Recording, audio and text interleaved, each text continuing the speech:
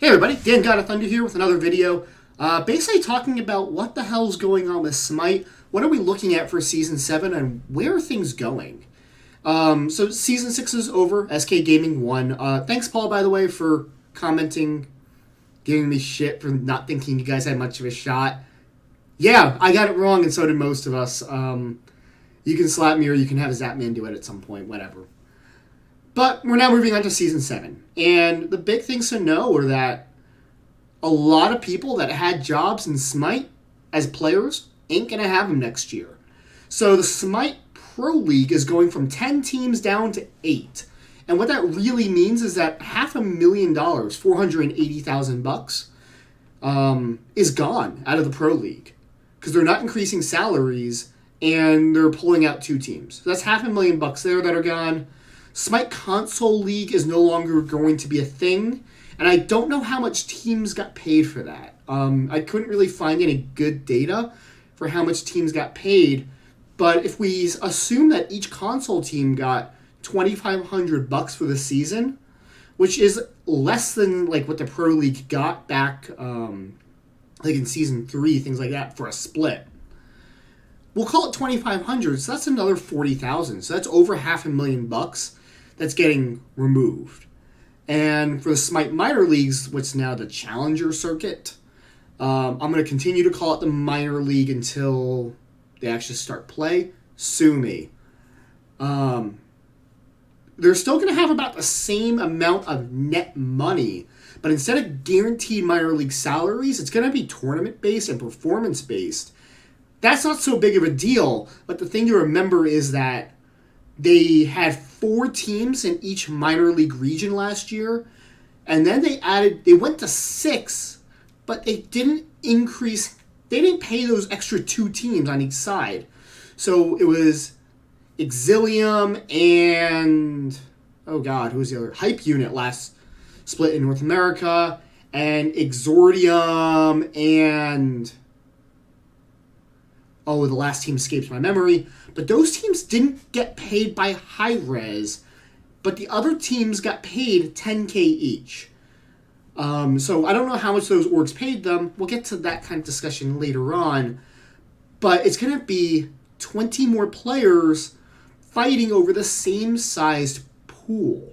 So each person's individual take is being cut by basically a third on average. There's going to be a lot more haves. There's going to be a lot more have-nots than haves because of the intentionally uneven distribution to prevent a Space Station Gold situation. But the pool is going to be the same size it was a year ago, but with more people fighting over it. And the big thing to remember is that 2 years ago and a year, they renewed it the year after, Mixer had an exclusive deal. They no longer have that. I don't even think they have any sort of Twitch deal because they're going to be simulcasting to Twitch, Mixer, YouTube, and Facebook. So that tells me that I think that they're not getting money from anyone. I don't think they're getting any money. Now, someone might more informed than me might prove me to be an idiot, but I don't think any of the major platforms that they're streaming on are writing checks to high-res to broadcast games. Compare that to 2 years ago where they signed a $7 million deal with Mixer. That's what built Skillshot. That's what built the studios. So there's less money in the Smite Pro Leagues. And I'm sure that if you're watching this video, you also saw Emilzy's video about why he's not going to be in the Pro League. Specifically talking about the spot where teams are colluding against players. And this is where I need to disclose 2 things. One, I fucking hate Emilzy. Emilzy fucking hates me. So be it. So I'm really not going to talk anything, beyond that about him personally. The other thing is that I know just enough about what's going on to get me in trouble that I can shoot my mouth off in videos like this, but I have not been involved in any discussions with teams. I haven't been involved in any sort of the business dealings. So again, someone more informed may prove me to be an idiot. I'm very open about that. I want to make that very clear with you guys. But the one thing that people need to understand is that the pros' compensation comes from a number of things. They get a base from high-res. That 30K that high-res touts, that is a minimum that high-res is paying that the orgs have to pay each player coming from a fund high-res gives them. So last season, high-res paid each team $240,000. So I'm gonna use Rival as an example. It's the same for everybody, but Rival is just an easy name to say. Rival got $240,000 from high-res. They then had to get them a house, and that was what $40,000 of that was house, utilities, all that. That it was $40K for the year.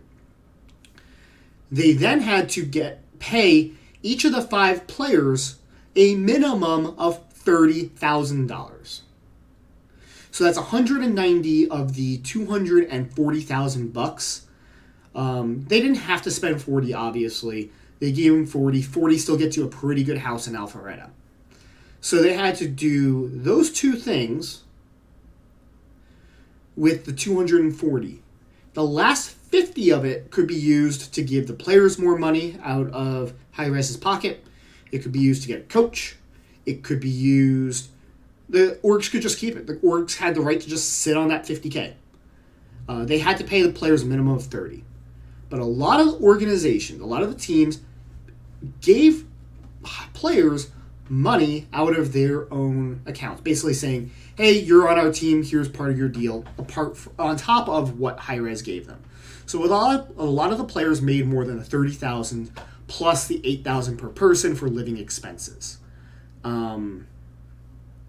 And I don't know how much that is. I'm not even going to pretend to guess how much that is. And Mielcy said that the offers that they were getting were coming in at 15 to 20% less than a year ago. Now, does that mean that teams were paying, upwards of 6, 10, 15,000 of team money, not from high-res, to each player? It's possible. I don't know that answer. And he's saying that they're colluding to say Smite Pro players aren't providing value to the orgs, so they're attracting money. Is it coming out of that? From what I've learned, this is one thing I will discuss, it has to. Or the orgs are doing something that high-res does not want them to do. The one thing I will say I learned is that high-res has said they look at the contracts these players are signing. And when I said they have a minimum payment of $30,000, each org must give each player a minimum of $30,000. That's coming from high-res. And from what I understand is that high-res is not going to accept any contract where the players are getting less than that. So could players like Emilzi have gotten $50K from Pittsburgh Knights a year ago, and now he was only getting offers of like $35,000 to $40,000 or $45,000?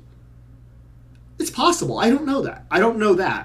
And if he's saying, yeah, that would make sense. He's getting told that it's going to be a 15 to 20% pay cut. But that's the one thing I did learn, is that there is that bottom floor of $30,000 plus the living expenses. Is that a lot? No. Is it enough to want to move from Europe to America for a year? That's up to each of the individual player. I'm not going to say that, whether it is worth it or is not. But I can definitely understand that. But I just wanted to make sure that people kind of had an idea of where these people are getting where the players get money from, how things are going with that. But the thing to realize is that most of these organizations lose money off of Smite. Most of the orgs that have other teams, that's why people like SK, Dig, Splice is folding entirely. But that's why, like in past other orgs, Counter Logic, have left Smite. There's just no money in it. And it's showing because the Smite viewer base is not what it once was.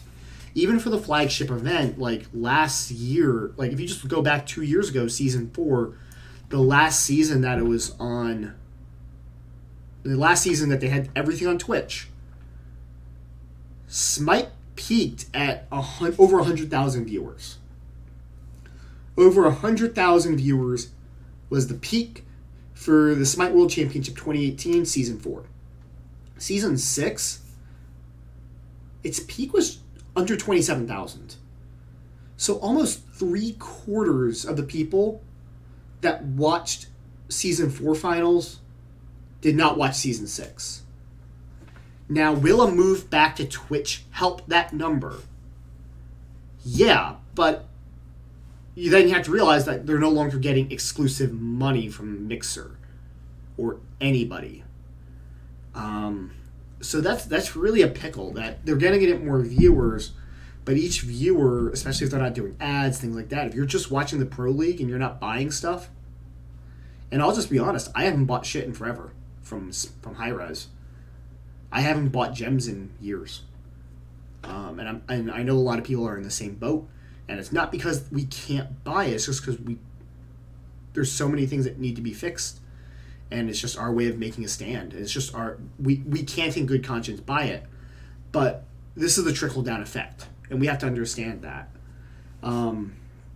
So they're cutting corners. They're going to probably save about $500,000 this year in operating expenses, and the orgs, in order to stay in the league, most of them are probably, and it wouldn't surprise me if all of them have said, hey, we paid you this amount of money from our own coffers last year.